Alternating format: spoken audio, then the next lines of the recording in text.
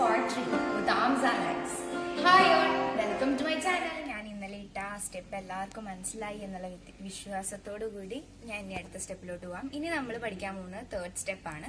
So എങ്ങനെയെന്ന് നോക്കാം. കൈ രണ്ടും ചുരുട്ടി പിടിക്കുക, എന്നിട്ട് ഇടുപ്പത്ത് വെക്കുക, കാല് പരത്തി അരമണ്ട വെക്കുക, എന്നിട്ട് തേയ് തേയ് തേയ് തേയ് തേയ് തേയ് തേയ് തേയ് തേയ് തേയ് തേയ് തേയ്. നമ്മൾ ഒരു കാലിന് 3 തവണ ചവിട്ടുക, അതേപോലെ മറ്റേ കാലിൽ. അത് മാത്രമേ അതിൽ വ്യത്യാസമുള്ളൂ.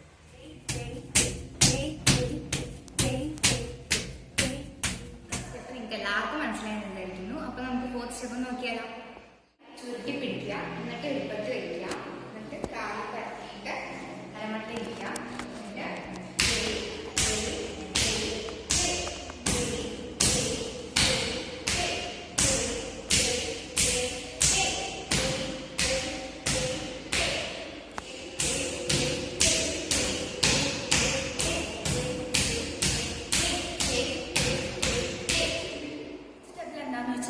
നമ്മൾ ഒരു കാലില് 4 തവണ നമ്മൾ ചവിട്ടുക, മറ്റേ കാലിലും അതേപോലെ. അത് മാത്രമേ ഇതിൽ വ്യത്യാസമുള്ളൂ.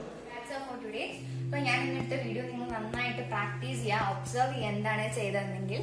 ഇന്നത്തെ വീഡിയോ എനിക്ക് ഇഷ്ടമായെങ്കിൽ ലൈക്ക് ചെയ്യുക, സബ്സ്ക്രൈബ് ചെയ്യുക. So see you tomorrow. This is Suresh signing of.